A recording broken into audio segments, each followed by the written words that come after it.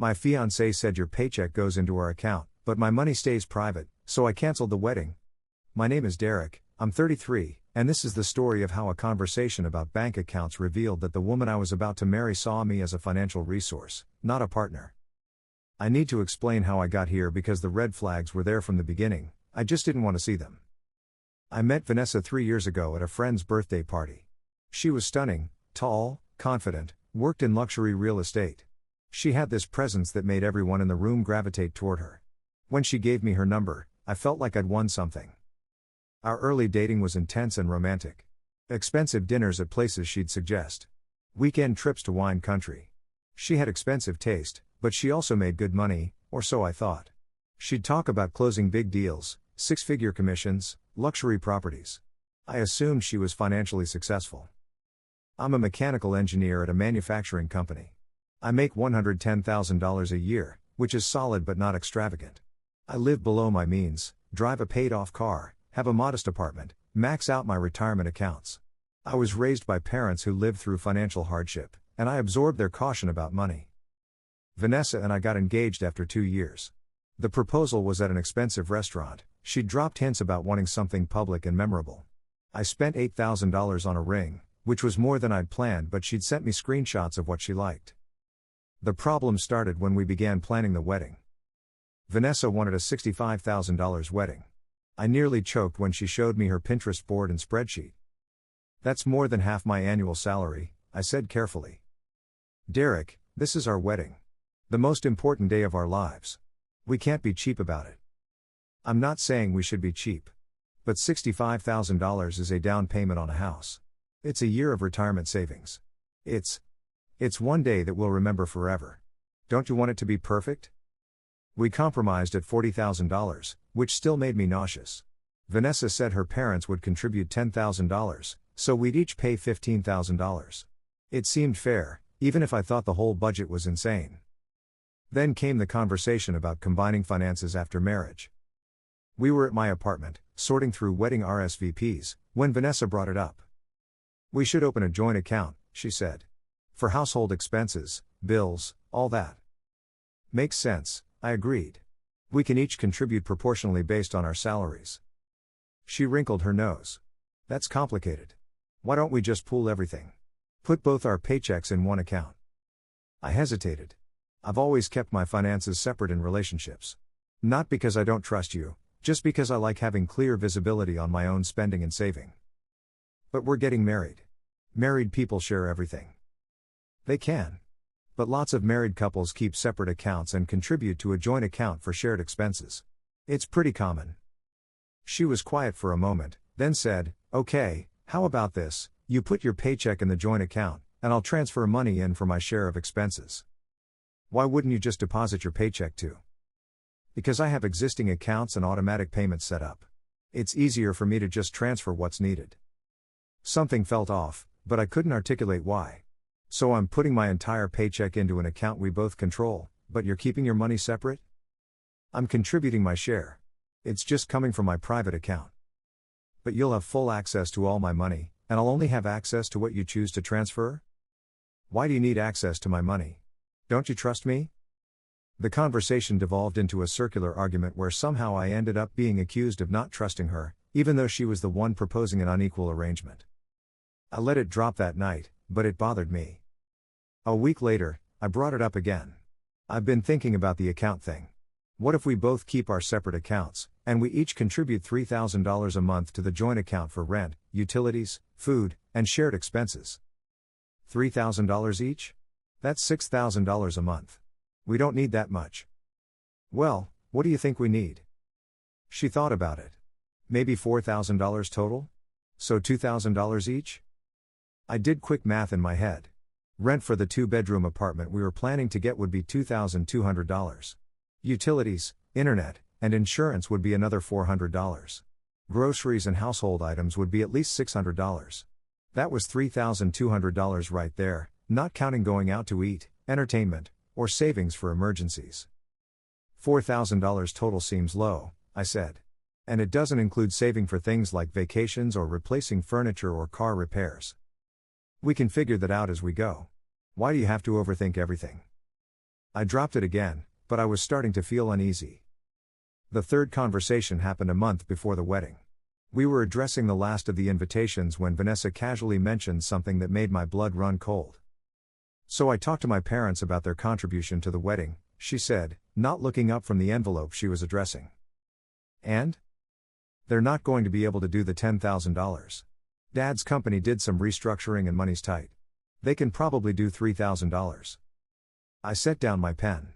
"When did you find out?" "A few weeks ago." "A few weeks? Vanessa, we've already put deposits down based on a $40,000 budget with $10,000 from your parents." "I know. I'm sorry. But it's not their fault." "I'm not saying it's their fault. But you've known for weeks and you're just telling me now? A month before the wedding?" "I didn't want to stress you out." "So now I'm stressed out and we're $7,000 short." She teared up. "Why are you yelling at me? This isn't my fault." I took a breath. "You're right. I'm sorry for yelling. But Vanessa, this is a big deal. Where is that $7,000 supposed to come from?" I thought maybe you could cover it? You have savings." "I have savings for emergencies and retirement. I've already stretched my budget to cover $15,000 for this wedding. You're asking me to cover another $7,000? It's our wedding, Derek. Our future. Can't you do this for us?" There it was again. The framing where my money was ours but her money was hers. "What about your savings? Can you cover the difference?" She looked away. "I don't really have savings right now." "You? What?" "I had some unexpected expenses this year. My account's pretty much at zero." I felt like the floor had dropped out from under me. "Vanessa, you work in luxury real estate. You talk about your commissions all the time. How do you have no savings?" "Those commissions are inconsistent. Sometimes I go months without closing a deal. And I have expenses, my car payment, my clothes, maintaining my appearance for work." "How much is your car payment?" $850 a month." $850? For how long?" "It's a 6-year loan. I got it 2 years ago." "What kind of car costs $850 a month?" "A BMW X5. I need a nice car for my clients." I put my head in my hands. "Vanessa, you're spending over $10,000 a year on a car payment and you have no savings? Now you're judging my choices?" "I'm trying to understand how we're about to get married and I'm just now learning that you're broke." "I'm not broke. I just don't have liquid savings right now. It's different." We fought for hours. Eventually, I agreed to cover the extra $7,000, but I was starting to seriously reconsider everything. The final straw came 2 weeks before the wedding. I'd been thinking obsessively about Vanessa's finances and our future together. I couldn't shake the feeling that I was missing something important. I did something I'm not proud of. I looked at her mail. Just the envelopes, not opening anything, when I was at her apartment. Credit card statements from 4 different companies. All of them marked urgent, payment overdue. That night, I asked her directly, "Vanessa, do you have credit card debt?" Her face went pale. "Why are you asking that?" "Because I need to know what I'm marrying into. Do you have debt?" She was quiet for a long moment. "Some." "How much?" "Why does it matter?" "Because we're about to legally bind our lives together. If you have significant debt, I need to know that." She started crying. "I didn't want to tell you because I knew you'd judge me." "I'm not judging. I just need honesty. How much debt?" "Around $47,000. I sat down hard on her couch. $47,000? It built up over time. My car, my wardrobe, some trips, everyday expenses. $47,000 in credit card debt? Vanessa, that's going to take years to pay off. The interest alone. We can tackle it together. Once we're married and combining finances." And suddenly, everything clicked into place. "That's what this is about," I said quietly. "The joint account. Me putting my paycheck in while you keep yours separate. You want access to my money to pay off your debt." It's not like that. Isn't it? You want me to deposit my entire paycheck into an account we both control, but you keep your accounts private. You have $47,000 in debt you didn't tell me about. You have zero savings. Your parents can't contribute what they promised. Vanessa, you're not looking for a husband. You're looking for a bailout. How dare you? I love you. Do you? Or do you love what I represent? Financial stability? Someone responsible with money who can fix your problems? You're being cruel. I'm being honest. Answer me this: if I lost my job tomorrow and had no income, would you still want to marry me? She didn't answer. That silence told me everything. I need to think, I said, and left her apartment. I spent the next 3 days in agony. I talked to my parents, my sister, my best friend. Everyone said some version of the same thing. If you have this many doubts 2 weeks before the wedding, you shouldn't get married. I met Vanessa at a coffee shop to talk. I can't marry you, I said without preamble. She looked genuinely shocked. What? Derek, we're 2 weeks out. Everything's planned. I know. And I'll take responsibility for all the financial loss from canceling. But Vanessa, I can't commit my life to someone who sees me as a solution to their financial problems rather than as a partner. That's not fair. I love you. Maybe you do. But you also lied to me about your debt, your savings, your parents' contribution. You proposed a financial arrangement where I give you complete access to my money while keeping yours private. Every conversation we've had about money has revealed that you see our relationship as financially one-sided. Marriage is about supporting each other. Supporting, yes. Rescuing, no. You need to get your financial house in order before you're ready to build a life with someone. She tried everything: crying, anger, promises to change, accusations that I was abandoning her. But I'd made up my mind. I canceled the wedding. Lost about $12,000 in non-refundable deposits. It was the most expensive lesson I've ever learned, but also the most valuable. Vanessa's true colors came out immediately.